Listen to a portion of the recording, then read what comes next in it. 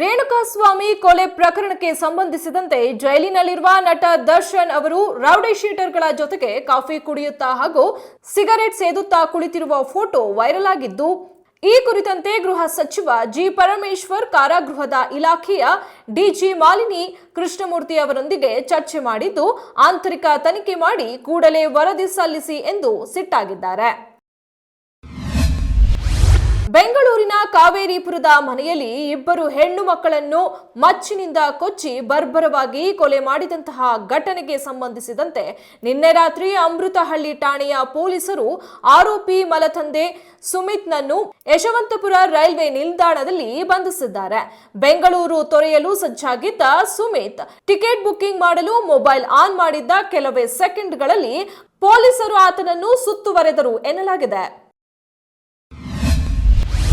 ಇನ್ಫೋಸಿಸ್ನಲ್ಲಿ ಸಿಬ್ಬಂದಿ ಕಡಿತ ಇಲ್ಲವೆಂದು ಸಿಇಒ ಸಲೀಲ್ ಪಾರೆಖ್ ಸ್ಪಷ್ಟಪಡಿಸಿದ್ದಾರೆ.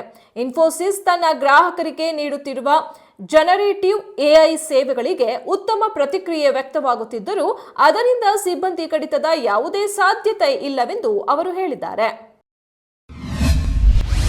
ವಿವಿಧ ಹಗರಣಗಳ ಸಂಬಂಧ ಸರ್ಕಾರ ಹಾಗೂ ವಿಪಕ್ಷಗಳ ನಡುವೆ ಸಂಘರ್ಷ ತಾರಕಕ್ಕೇರಿರುವ ಸಂದರ್ಭದಲ್ಲೇ ಮತ್ತೆ ಬಿಜೆಪಿ ವಿರುದ್ಧ ಆಪರೇಷನ್ ಕಮಲದ ಆರೋಪ ಕೇಳಿಬಂದಿದೆ. ಸರ್ಕಾರವನ್ನು ಅಸ್ಥಿರಗೊಳಿಸಲು ಕಾಂಗ್ರೆಸ್ ಶಾಸಕರಿಗೆ 100 ಕೋಟಿ ರೂಪಾಯಿವರೆಗೂ ಆಮಿಷ ಒಡ್ಡಲಾಗುತ್ತಿದೆ. ಬಿಜೆಪಿಯ ದಿಲ್ಲಿ ನಾಯಕರ ಕಡೆಯಿಂದಲೇ ಈ ಪ್ರಯತ್ನ ನಡೆದಿದೆ ಎಂದು ಕಾಂಗ್ರೆಸ್ ಆರೋಪಿಸಿದೆ.